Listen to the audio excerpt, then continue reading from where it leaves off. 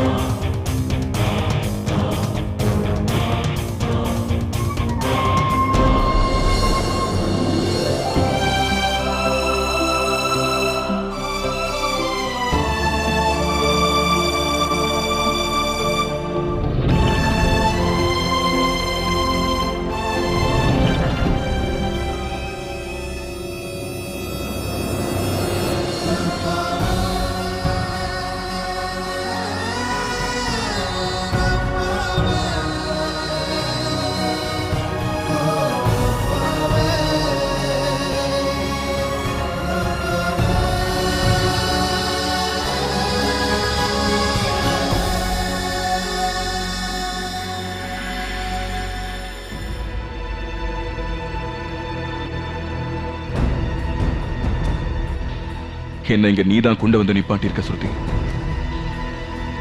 ஆனா இப்ப என் கேள்விகளுக்கெல்லாம் பதில் கிடைச்சிருச்சு.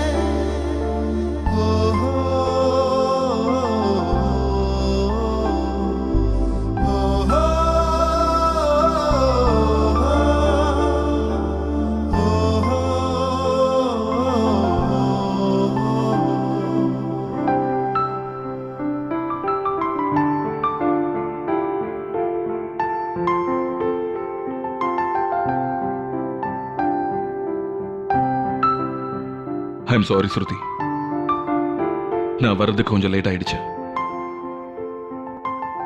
ஆனா வந்து தானே ஆகணும்.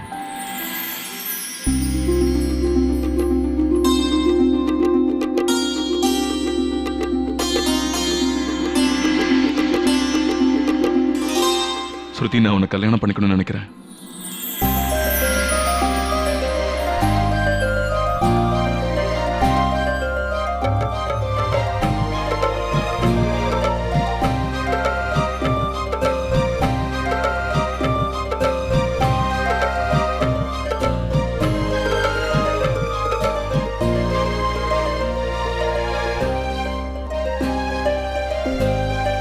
என் லைஃப்ல இருக்கிற ஒவ்வொரு நிமிஷத்தையும் உன் கூட சேர்ந்து வாழணும்னு நினைக்கிறேன்.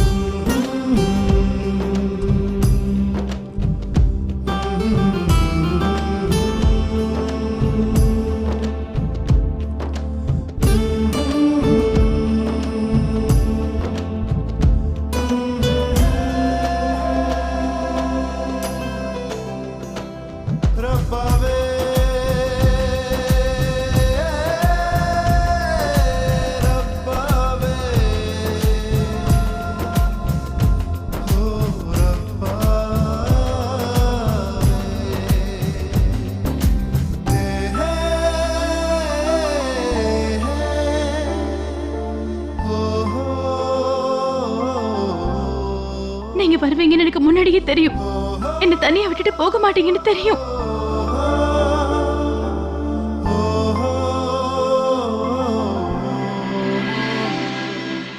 நான் சொன்னேன்ல, நீ இல்லாம என்னால வாழ முடியாது.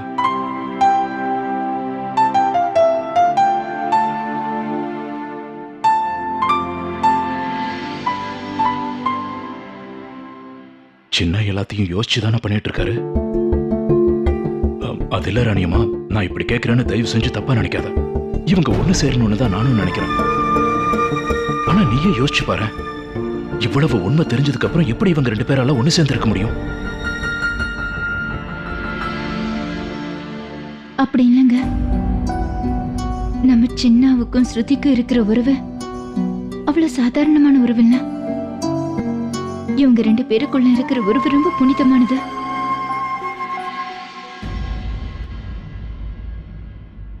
சின்னா, நாங்க எல்லாரும் உனக்கு துணையா இருப்போம். இது உன் வாழ்க்கையில எடுத்திருக்கிற ரொம்ப நல்ல முடிவுன்னு நினைக்கிறேன். ஆனா ஒன்ன மட்டும் புரிஞ்சுக்க, நாளைக்கு நீ வருத்தப்படுற மாதிரி தயவு செஞ்சு எந்த தப்பான காரியத்தையும் பண்ணாத.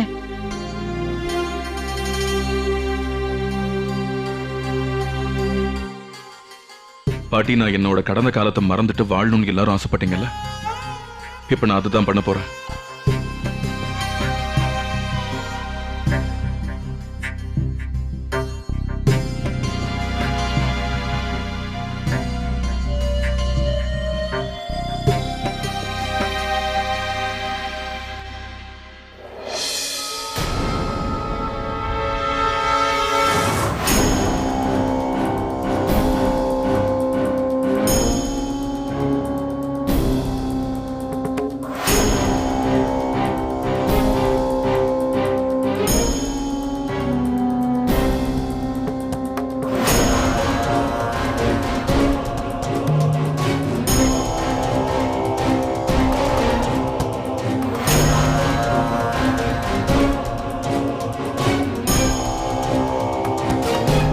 எல்லா உண்மையும் தெரிஞ்சும் இவ சித்தி அல்லதான் உன் அம்மா அப்பா இறந்து போனாங்கன்னு சொன்னதுக்கு அப்புறமும் பாட்டி, அதெல்லாம் நடந்து முடிஞ்சிருச்சு. அதை இனிமே என்னால மாத்த முடியாது. ஆமா அஸ்வின், உண்மையை யாராலையும் மாத்த முடியாது. எப்படி நீ இவள கல்யாணம் பண்ணிக்கணும்னு நினைக்கிற? பாட்டி, நான் ஸ்ருதியை காதலிக்கிறேன், அதுதான் ஒரு பெரிய உண்மை.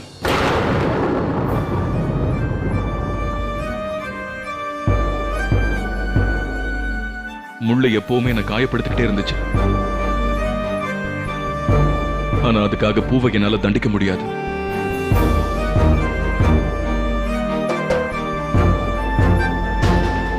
என் அம்மா இது வரைக்கும் சின்ன வயசுல சொன்னாங்க. அதுக்கு அர்த்தம் எனக்கு இப்ப புரியுது.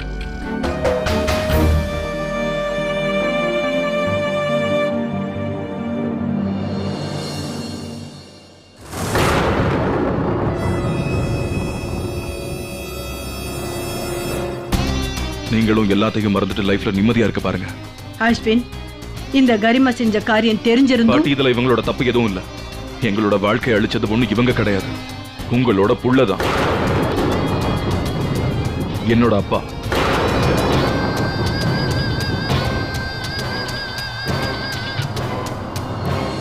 ஏற்கனவே கல்யாணமான ஒருத்தர் எதுக்கு இன்னொரு பொம்பளை தேடி போகணும் ஏமாத்தணும்? அவர் செஞ்ச தப்ப அவரால் ஃபேஸ் பண்ண முடியல, அதனால தற்கொலை பண்ணிக்கிட்டாரு.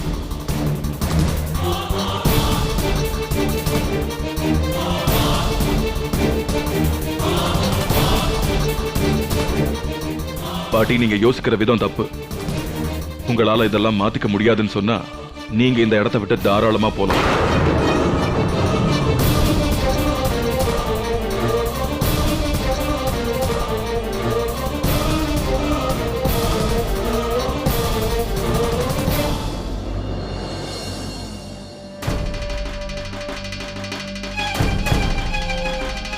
பாட்டி நில்லுங்க.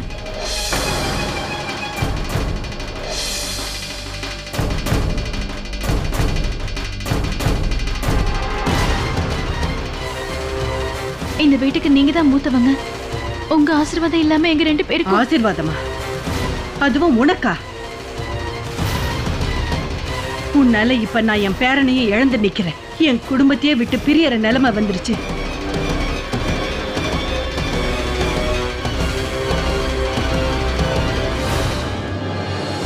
ஒண்ணு மட்டும் நல்ல ஞாபகம் இருக்கட்டும், கண்டிப்பா எதிர்காலத்துல இப்படி ஒரு முடிவு எடுத்ததுக்கு ரொம்ப வருத்தப்பட போறேன்.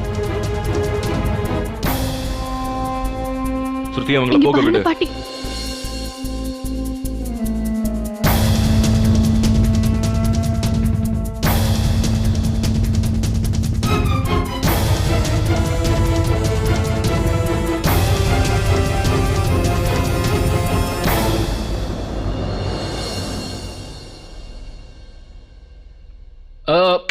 Excuse me everybody. பவன் மாடியா பிரதர், ரொம்ப லேட்டா என்ட்ரி கொடுத்த, பட் ரொம்ப லேட்டஸ்டா கொடுத்துட்டியே. அப்படியே பட்டாசு மாதிரி வெடிச்சிட்ட ப்ரோ. எனிவேஸ் புரோகிதர் வெயிட் பண்றாரு, நான் அவரை வர சொல்றேன். அதுக்கப்புறம் 2 பேரும் கல்யாணம் பண்ணிக்கோங்க. புரோகிதரையா வாங்க வாங்க வாங்க வாங்க வாங்க.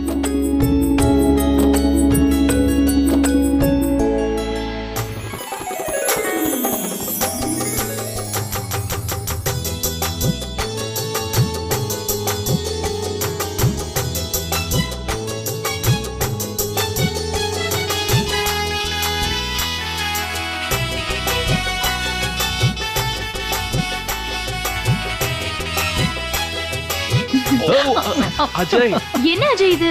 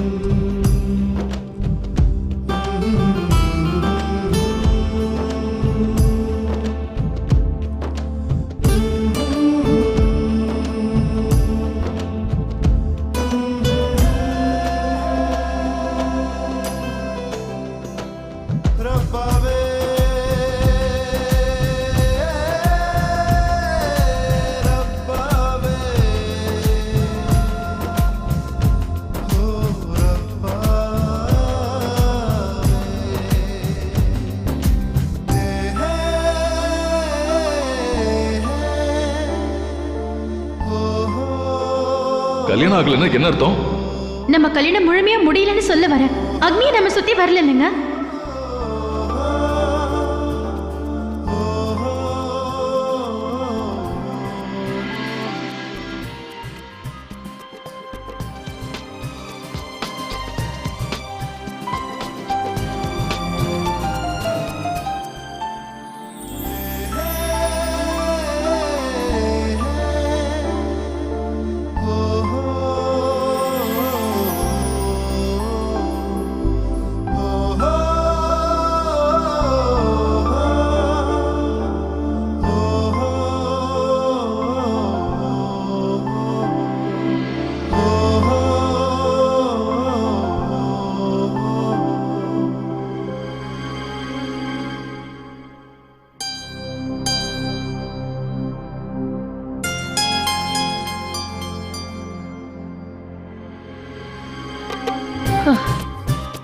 ரொம்ப நன்றிமா தாய்.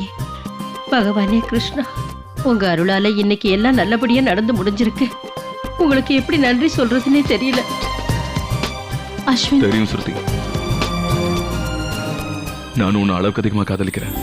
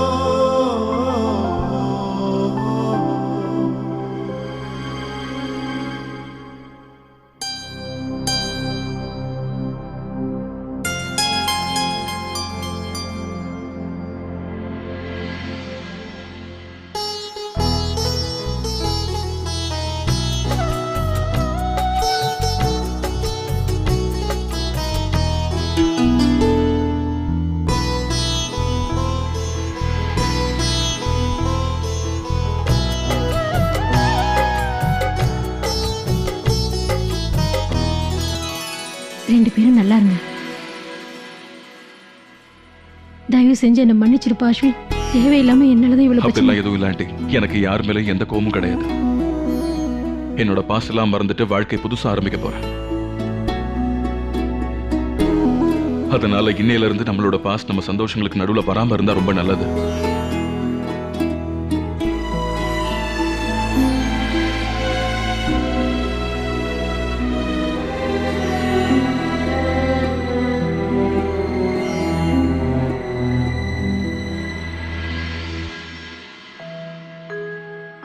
நல்லா இருங்க.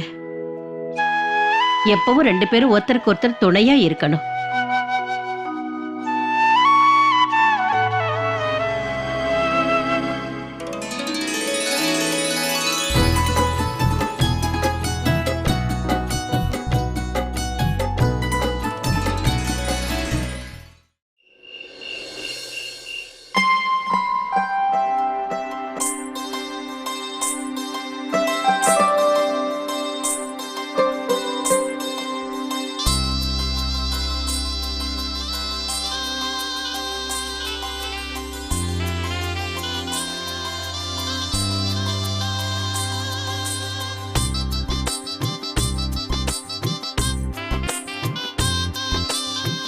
ஹலோ வாவின், எக்ஸ்கியூஸ் மீ. இந்த வீட்டுக்குள்ள வர புழக்கம் எல்லாத்தையும் விட ரொம்ப இம்பார்ட்டன்ட், புரியுதா? So get serious, don't smile, இல்லைன்னா அது எல்லாமே நோய் ட்ரேட போகுது.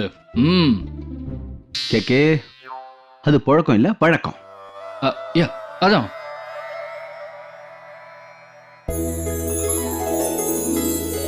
இந்தம்மா.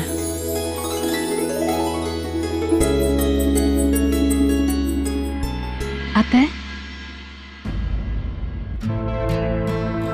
அத்தை, இன்னைக்கு ஸ்ருதியை நீங்க தான் வீட்டுக்குள்ள வரவேற்கணும். எங்க 2 பேரையும் நீங்க தான் வரவேற்கிறதா நினைச்சுக்கோங்க. ஒருவேளை நீங்க அப்படி செய்யலனா நல்லா தெரிஞ்சுக்கோங்க, நீங்க ஒரு மருமகளை இல்ல 2 மருமகளை வேணான்னு சொல்றீங்கன்னு அர்த்தம். ஐ பெஸ் வெல்கம் ஹோம். கிழிஞ்ச புடவை, அப்புறம் இதுல இருக்கிற புடவை ஒன்னும் கிழிஞ்ச புடவை இல்ல.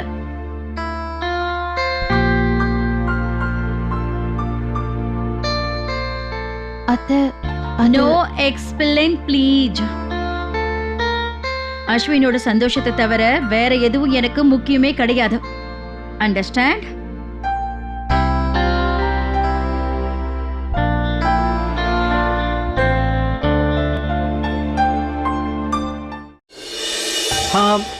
ஒரு நிமிஷம் அண்ணே, நம்ம வீட்டோடைய சம்பிரதாயத்தை நீங்களே மறந்தா எப்படி?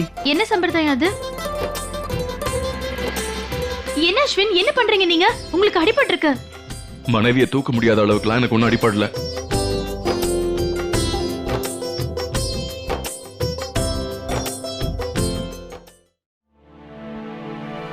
ஸ்ருதி, பிரியா, அதை வாங்கிக்கங்க.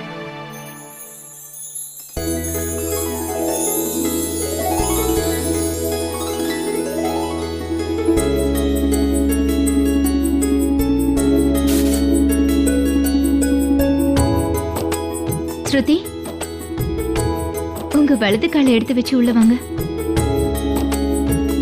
உங்களுக்கு ஞாபகம் இருக்கா, முதல் தடவை நீங்க எங்க வீட்டுக்கு புடவை எடுத்துட்டு வந்தீங்களே, அப்போ நான் இதைத்தான் உங்ககிட்ட சொன்னேன்.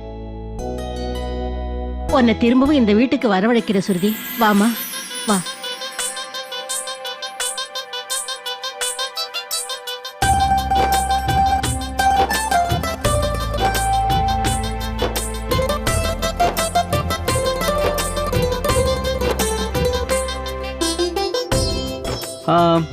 ஒரு நிமிஷம் அண்ணே, நம்ம வீட்டு சம்பிரதாயத்தை நீங்களே மீறினா எப்படி? அஜய், பரவாயில்ல விடு. எனக்கு தெரிஞ்சு ஸ்ருதி அதெல்லாம் செய்ய மாட்டாங்க. என்னக்கா அப்படிலாம்? என்ன சொல்றீங்க? ஸ்ருதி, எந்த சம்பிரதாயம் இருந்தாலும் அதை நீங்க கண்டிப்பா நிறைவேற்றி ஆகணும். அதுல எந்த மாற்றமும் இல்ல. இங்க பாரு கேக்கே, அதை மாற்றம்னு சொல்லுவாங்க. ஏன் மாற்றம் இல்ல, மாற்றம். பட் ஹீ இஸ் ரைட், கண்டிப்பா நிறைவேற்றி தான் ஆகணும். என்ன நீங்க என் தங்கச்சியை ஏன் எல்லாரும் டென்ஷன் ஆக்குறீங்க? என்ன அஸ்வின், என்ன சம்பிரதாயம் இது? என்ன பண்றீங்க அஸ்வின்? ஐயோ, உங்களுக்கு அடிபட்டு இருக்குல்ல? மனைவியை தூக்க முடியாத அளவுக்குலாம் எனக்கு ஒன்றும் அடிப்படல.